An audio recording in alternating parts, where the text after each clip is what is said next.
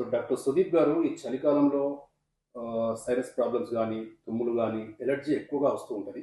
మరి దీనిపై మీరెలా స్పందిస్తారు? జై స్వరాజ్య TV, thank you for having me.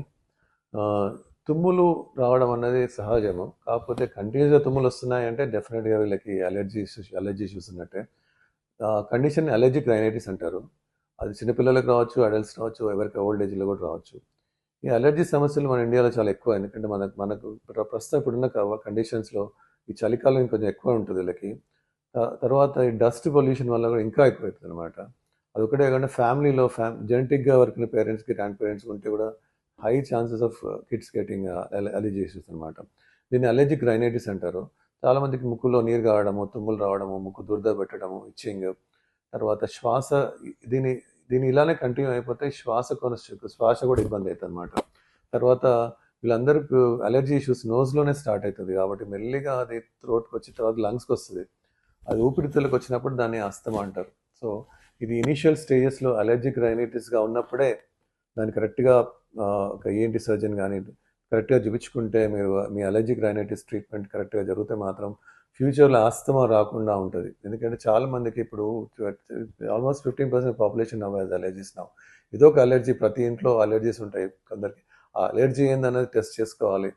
అది చాలామందికి పెట్స్ వల్ల కూడా, ఇంట్లో పెట్స్, డాగ్స్, క్యాట్స్ వీటి వల్ల కూడా అలర్జీ రావచ్చు. ఇంట్లో ఉన్న డస్ట్ వల్ల కూడా అలర్జీ రావచ్చు. తినే పదార్థాల వల్ల అలర్జీ రావచ్చు. యూజ్ చేసే సోప్ వల్ల కూడా అలర్జీ రావచ్చు. ఇవన్నీ చాలా కారణాలు ఉంటాయి. ఇవన్నిటికీ కాకుండా ఇంకోటి చలి ఎక్కువ ఉండడం వల్ల కూడా ఈ వాతావరణంలో చలి ఎక్కువ ఉన్నప్పుడు ఈ తేమలో కూడా ఎలర్జీస్ ఎక్కువ ఉంటాయి. కాబట్టి ఈ సీజన్లో నవంబర్, డిసెంబర్, జనవరి టైంలో అలర్జీ ఇష్యూస్ ఎక్కువ ఉంటాయి. చాలామందికి శ్వాస సంబంధిత బా సంబంధిత రోగాలతో వస్తూ ఉంటారు. వీళ్ళందరికీ అలర్జిక్ రైనైటిస్ అంటారు. అది ఒకసారి లంగ్స్కి వచ్చినప్పుడు దాన్ని బ్రాంకియల్ ఆస్తమా అంటారు, ఉబ్బసం అంటారు. సో దీనికి కరెక్ట్గా ఒక ఈఎన్టీ పరంగా కానీ, ఒక పల్మాలజీ పరంగా కానీ కరెక్ట్గా ట్రీట్మెంట్ తీసుకుంటే నేను కరెక్ట్గా నివారించగలుగుతాం. మెయిన్గా దీనివల్ల అలర్జీ ట్రీట్మెంట్ పోకపోవడం వల్ల మెల్లిగా సైనసెస్ కూడా డెవలప్ అయిపోతాయి అనమాట. సైనసెస్ అంటే ముక్కు పక్కన గదులు ఉంటాయి అనమాట. అందరికీ ఉంటాయి. అది న్యాచురల్ అనమాట. ఆ గదుల్లో గాలి ఉండాల్సిన దగ్గర చీమ్ తయారైపోతుంది అనమాట. ఎందుకు అవుతుందంటే అలర్జీ అక్కడే ఉండిపోవడం వల్ల, అలర్జీని కరెక్ట్గా అరికట్టకపోవడం వల్ల సైనస్ ఇష్యూస్ స్టార్ట్ అవుతాయి. సైనస్ ఇష్యూస్ స్టార్ట్ అయినప్పుడు తలనొప్పి రావడము, ముక్కులో చీమ్ రావడము, అనీజీగా ఉండడము, శ్వాస ఇబ్బంది అవ్వడము, కామన్గా హెడేక్ వస్తూ ఉంటుంది చాలామందికి. వీళ్ళకి ఫస్ట్ కరెక్ట్గా ఒకసారి ఎండోస్కోపీ చేయించుకొని, తర్వాత సిటీ స్కాన్ చేసుకొని, తర్వాత దాన్ని కరెక్ట్గా ట్రీట్మెంట్ తీసుకుంటే కన్జర్వేటివ్గా మెడికల్ లైన్ ఆఫ్ ట్రీట్మెంట్ తీసుకున్నా తగ్గిపోతుంది ఇనీషియల్ స్టేజ్లో.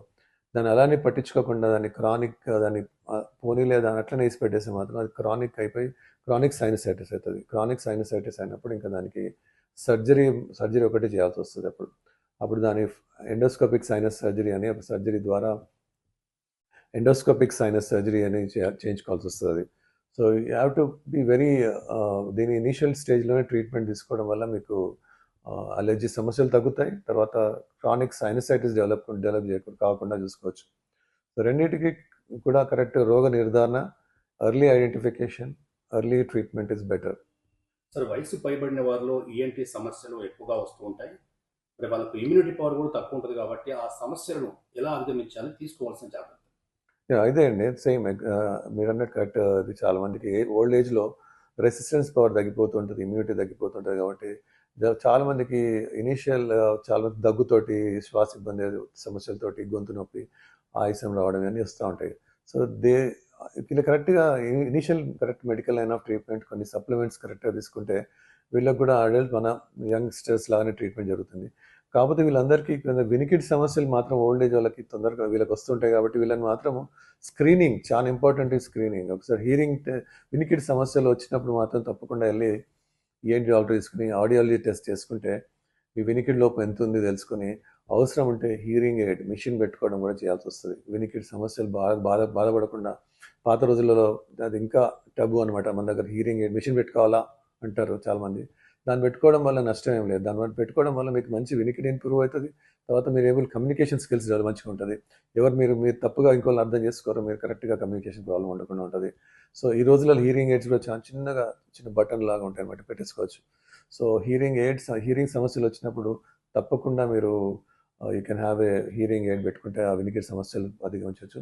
మిగిలిన వాటికి మాత్రం కరెక్ట్గా ట్రీట్మెంట్, అది ప్రాబ్లం ఇనీషియల్ స్టేజ్లో ఉన్నప్పుడు వస్తే మాత్రం అడల్ట్స్కి పెద్దగా ఓల్డ్ ఏజ్ పెద్ద ట్రీట్మెంట్ కరెక్ట్గా ట్రీట్మెంట్ టైంకి తీసుకుంటే ఓల్డ్ ఏజ్లో కూడా ట్రీట్మెంట్ కరెక్ట్గా అవుతుంది.